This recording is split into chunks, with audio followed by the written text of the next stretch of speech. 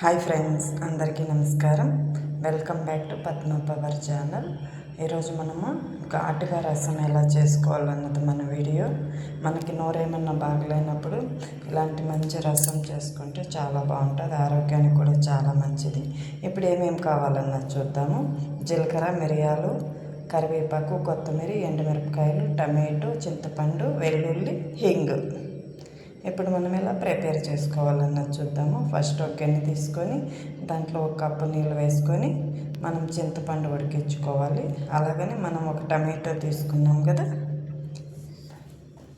Stove on చేసి ఇప్పుడు ఒక టమాటో తీసుకున్నాం కదా, ఆ టమాటోని 4 భాగాలుగా కట్ చేసుకొని ఇదే నీళ్ళల్లో వేసుకోవాలన్నమాట. చూడండి, అలా మధ్యలో ఉండే పోషన్ అంతా తీసేయాలి. ఇలా వేసుకొని మంచిగా ఉడికించుకుందాము. ఒక బాయిల్డ్ వచ్చిన తర్వాత మూత పెట్టేసి స్టవ్ కట్టేస్తే ఆ వేడికే మంచిగా మగ్గిపోతుంది అన్నమాట. అది ఆరే లోపల మనము జీలకర్ర, మిరియాలు అవంతా ఇలా కొట్టుకుందాము గచ్చా పచ్చగా.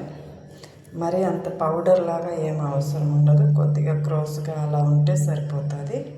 ఇప్పుడు దీన్ని పక్కకు తీసుకొని దీంట్లోని వెల్లుల్లి ఫుల్ తొక్క తీయాల్సిన అవసరం లేదు, కొద్దిగా తొక్క తీసేసి వెల్లుల్లిని కూడా అలా కచ్చాపచ్చగా దంచుకున్నాం.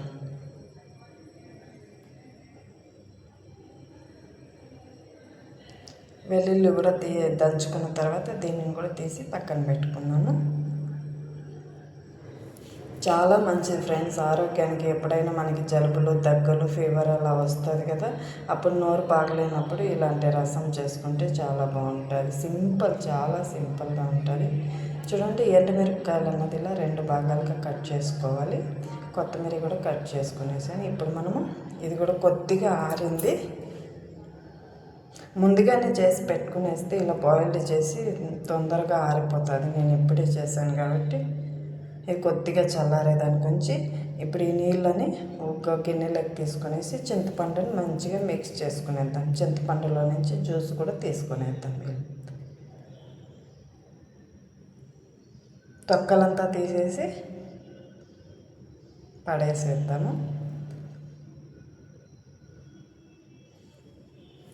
ఇప్పుడు ఇదే నీళ్ళలోకి మనం తీసుకున్న టమాటోని కూడా వేసి, ఉడికించుకున్న టమాటోని కూడా వేసి మంచిగా మిక్స్ చేసుకోవాలి. టమాటోలను తక్కువ తీయాల్సిన అవసరం ఉండదు.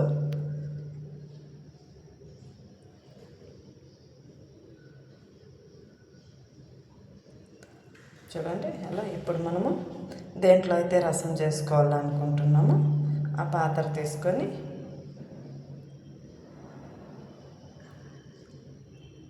ఫస్ట్ మనం స్టవ్ ఆన్ చేసుకొని మన పాత్ర బాగా వేడైన తర్వాత ఆయిల్ వేసుకోవాలి. ఆయిల్ కొద్దిగా వేడైన తర్వాత ఆవాలు. ఎప్పుడు కానీ మనం పాత్ర వేడైన తర్వాత ఆయిల్ వేసుకుంటే ఆయిల్ తొందరగా వేడవుతుంది, మనం తీసుకున్న ఆవాలంతా తొందరగా చిటిపట అయిపోతాయి అన్నమాట. అలాగే జీలకర్ర, కరివేపాకు, మనం తీసుకున్న ఎండుమిరపకాయలు, మనం దాన్ని దంచి పెట్టుకున్నాం కదా వెల్లుల్లి, అది కూడా వేసి మంచిగా ఫ్రై చేసుకుందాము. చాలా మంచి వాసన వస్తుంది అన్నమాట ఇలా వెల్లుల్లి వేసిన తర్వాత, గమగమ్మ అని. అవంతా కొద్దిగా మంచిగా వేగేంత వరకు వెయిట్ చేసి కొద్దిగా పసుపు వేసుకోవాలి. అలాగని ఫ్లేవర్ కోసం ఇప్పుడు కొద్దిగా కొత్తిమీర వేసుకున్నాను. ఇప్పుడు మనం తీసి పెట్టుకున్నాం కదా చింతపండు అండ్ టమాటో, ఆ వాటర్ని వేసుకునేద్దాం. అలాగే మనం దంచుకున్నాం కదా జీలకర్ర, మిరియాలు, అది కూడా వేసుకునేద్దాం. ఇప్పుడు సరిపడినంత ఉప్పు వేసుకుందాం.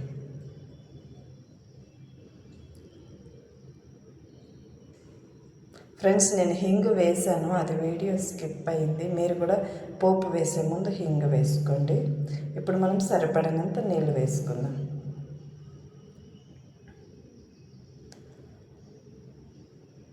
ఇప్పుడు మనము నీళ్ళు వేసుకున్నాం కదా, అది వేడి అవ్వక ముందునే మనం ఇది మిరపకాయలంతా ఉన్నాయి కదా, కొద్దిగా ఇలా చేత్తో నలుపుకునేద్దాం.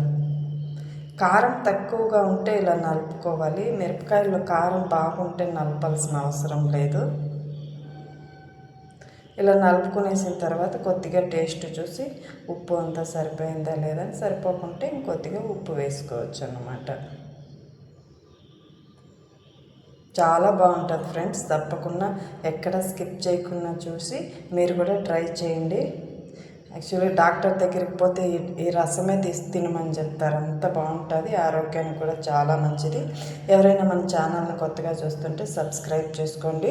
చూడండి, ఇది ఎక్కువ ఉడకాల్సిన అవసరం లేదు, జస్ట్ ఇలా బాయిల్డ్ వస్తే సరిపోతుంది అన్నమాట. మీ విలువైన సమయాన్ని కేటాయించి మన వీడియో చూస్తున్న ప్రతి ఒక్కరికి నా ధన్యవాదములు. Thank you so much. Bye bye.